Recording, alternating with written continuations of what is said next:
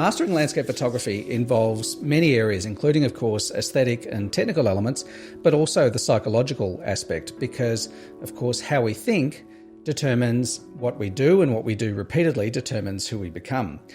I think that landscape photography is a lot like the Four Noble Truths of Buddhism.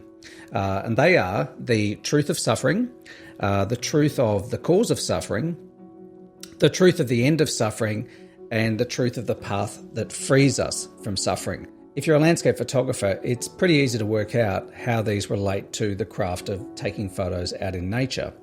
For example, the truth of suffering. I can tell you now that you will alternately freeze in the cold, you'll bake in the sun, you'll be eaten by insects, twist your ankle multiple times, you'll fall down gullies, you'll suffer frequent disappointments, that's inevitable. And all of this probably while suffering a serious case of gas, as in gear acquisition syndrome. So the suffering part of it is pretty obvious.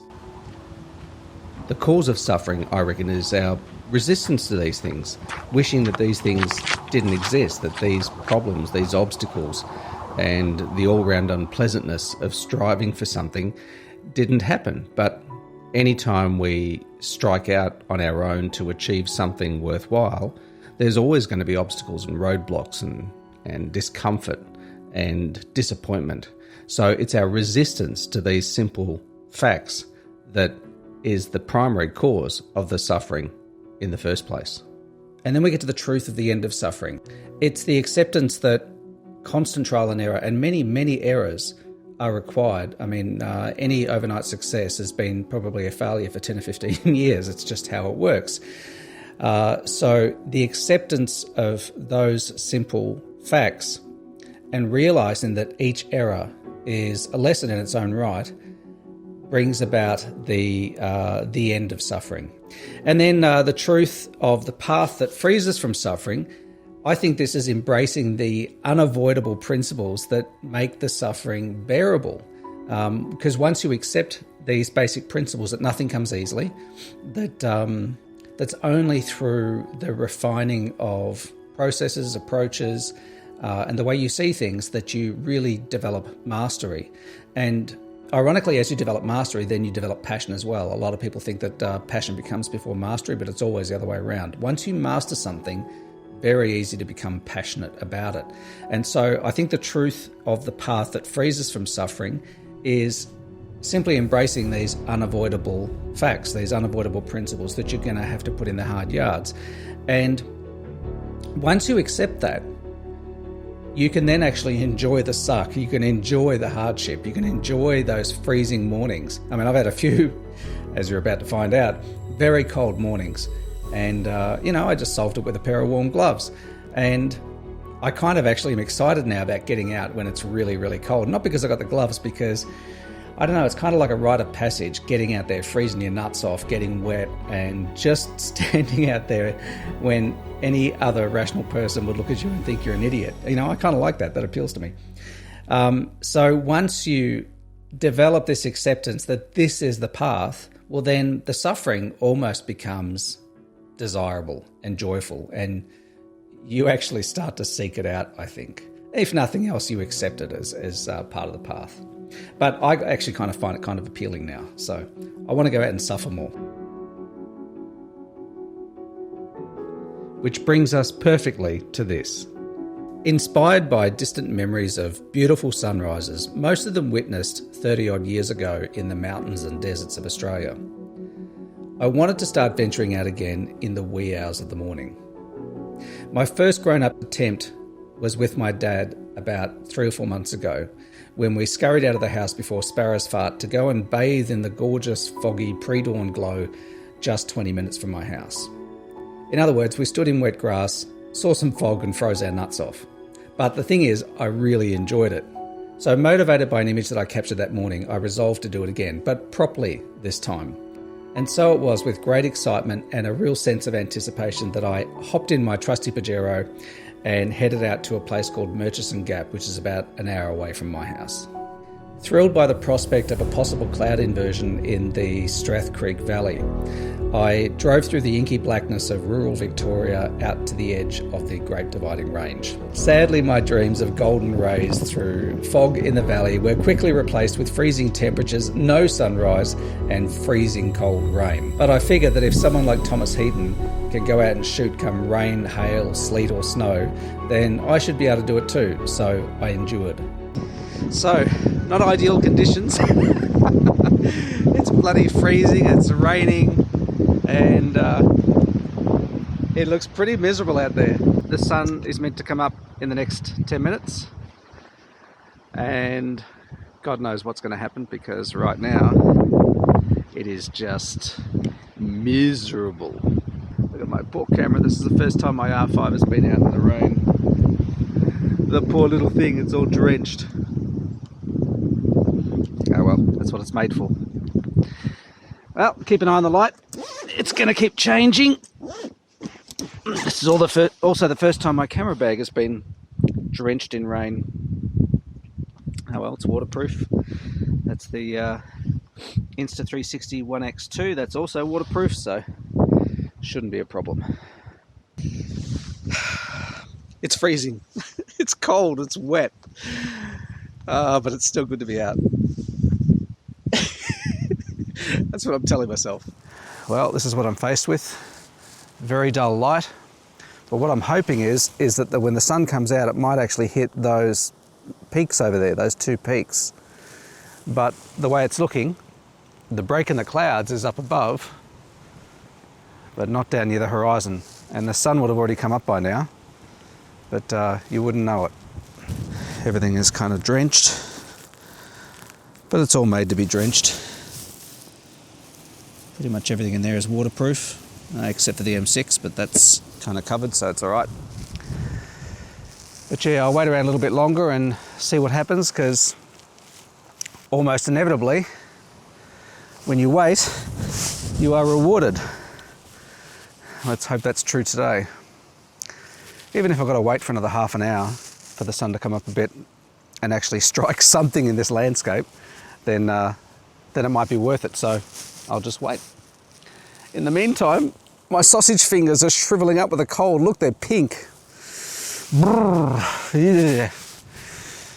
Oh well, such is life. But I'm definitely buying gloves now. God, I thought it was optional. It's definitely not optional.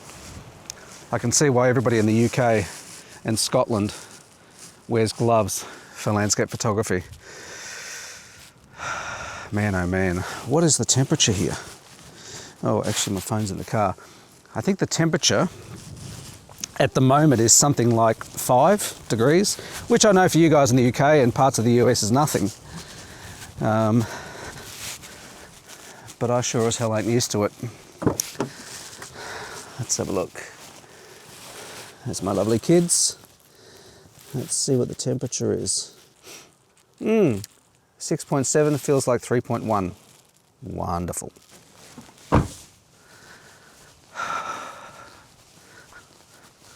So, $64 million question. Will the sun come out? Every time we go to my dad's place, we stop here and have a look, and it never disappoints. But let me just flip my screen up here so I can see my fat ugly mug. But I thought I would start shooting more early morning stuff. So far I've been unsuccessful. It is now 7:15. The sun came up 10 minutes ago, and well, apart from the fact that the sky is light, you wouldn't know it. Unfortunately, all the cloud cover is blocking the light coming through on the horizon, so I have a fairly dull scene, although there's a little bit of light there now. I might just take a couple of shots real quick. So this is what I'm looking at. And if those two hills there just got some light from the rising sun, it would be lovely. But I just don't see that it's going to happen.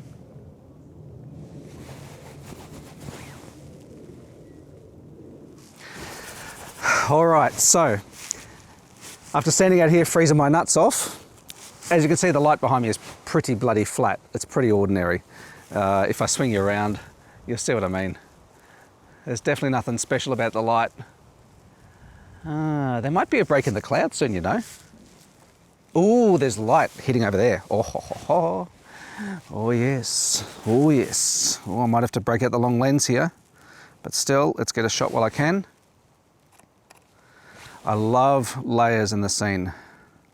Love it, love it, love it. All right, I think it's time to break out the big Malacca.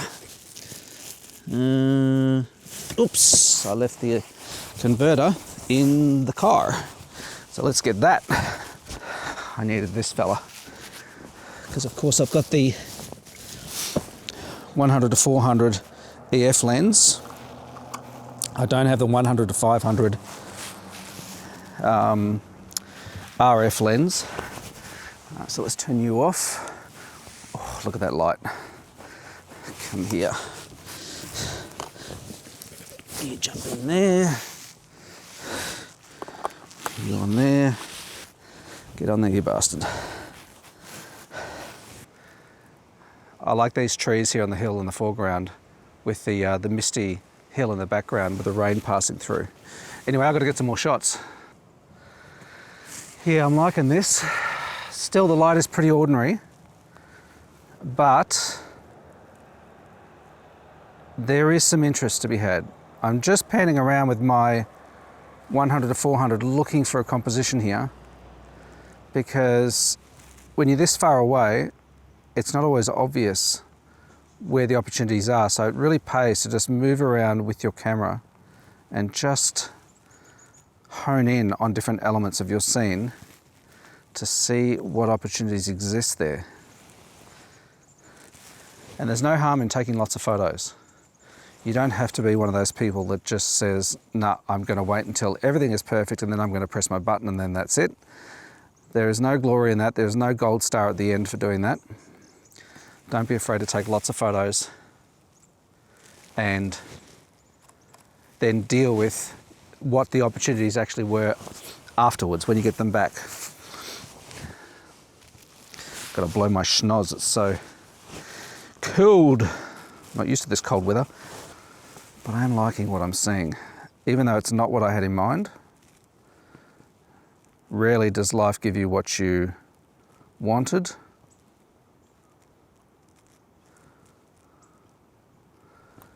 But that's the beauty of it all. It's all one big bloody mystery. In situations like this, where the light is rapidly changing, shooting on manual can be a bit tricky, but I still recommend it, especially when you've got dark foreground like this and a relatively light background. Finally figuring this out with my M6, how to adjust exposure on the fly when I'm standing in front of the camera. There's a surprising amount to learn when you're a solo YouTuber. But it's fun. It's fun to learn new stuff, especially if it's, you know, stuff that you enjoy. It's like my son. My son, you know, he's very good at school. He's a fantastic little writer. He's certainly improving with his maths and everything else, and he's a very good student in terms of how he cooperates with others and all that sort of stuff. The teachers love him. But, you know, sometimes he grinds through it, especially maths. He doesn't enjoy that. But stick him in front of a computer where he has game development software and you don't have to do anything. He just learns it on his own. I'm gobsmacked at the stuff that he has figured out how to do. In fact, I might even throw in this video some footage I shot of him the other day with my phone of him just bashing away like a madman writing code, and I have not taught him a single thing. He has found the information himself. He has tested theories himself. He's created workable games all on his own. It is unbelievable. So anyway, my point is, doing this stuff is fun, and so you do whatever you need to do to learn what you need to learn. And you know, so it is with landscape photography too. If you're you know, if you're just after quick answers, I think I need to shoot some more, but while I'm here I've got to back this off a little bit more too, because it's getting brighter here. But anyway, my point is that, you know, if you want to become a good landscape photographer, you just figure out what it is that you need to learn. You find the resources where you can, places like this, like YouTube videos, And, you know, you just experiment, you just practice. You know, I don't normally shoot panos with my R5. I don't normally shoot video with my R5, even though, of course, it's brilliant for that. But, you know, I just experiment, and if I screw up, I screw up, big deal. This little thing here has been shooting a time lapse. How many shots have you done? 100 shots, is it? 20 minutes has been going. I guess I better stop. Battery's almost dead too. It's such an awesome little thing. And this little Insta360 Go 2, it is so brilliant. The video quality that comes out of this is extraordinarily good. Even though it's not 4K, it is 1440p, and it is bloody good. Slow-mo, photo, pro video. I shoot with pro video, so that way you can actually do some manipulation for framing and image stabilization in post-production using their studio app. It is just brilliant. You know, I tend to use this more than I use the any of the GoPros, because this is easy. You just literally open it up, press connect, and you press the record button, and you just point it at stuff. It is so brilliant. It is a very easy thing to use. And you know, when you want, you pull the camera out. Come here, my fingers are frozen. You pull the little camera out, which is, it's like a tablet. You can almost swallow it. And you know, it's magnetic. You can stick it on stuff. And this little holder, which is also the charge case, it's got a little tripod built in, you know, so I had it sitting there on the railing here doing a time lapse for me. It's just a brilliant little thing. I love it. I'll tell you what, if they get this thing to 4K, at the moment, it'll shoot about half an hour of footage. It's got 32 gig inbuilt memory, and it shoots at 1440p, like I said. You know, once they increase the amount of storage that this thing has on board, although I haven't used it up in one session yet, and they get it to 4K, you know, it would just be awesome. But it's already a brilliant little thing. Oh, the sun's coming up now. I think we're going to get some sun. All right. It's a waiting game. Landscape photography is a waiting game. But providing your fingers aren't frozen, it's an enjoyable waiting game, because you get to stand out in nature and enjoy the fresh air, and many times you'll have a place to yourself like this, like I do this morning, which is lovely. It's definitely better than a kick in the head, you know, or a slap in the face with a dead fish. All right, I think I'm finally getting some decent light now. So the sun is just breaking out over the top of the clouds here, and it's starting to bathe this valley in light, so I'm gonna get busy. Because we've got some interesting cloud here, I'm taking multiple shots, exposing for the foreground and for the clouds, which I'll then blend together in Photoshop later. Oh, here we go, here comes some sun. Here it comes.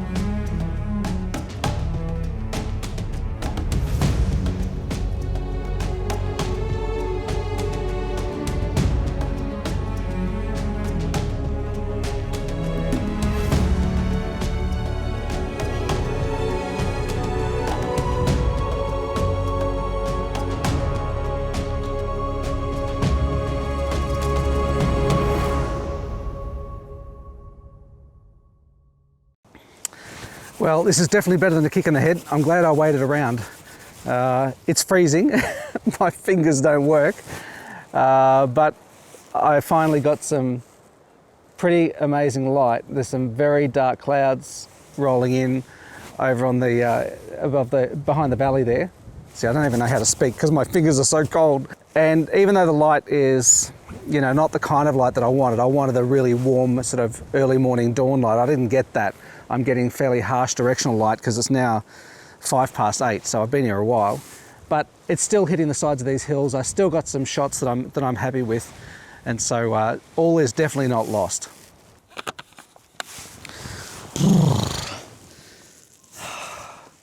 You can go back to bed. You've been a good boy. Very useful. Thank you for your service.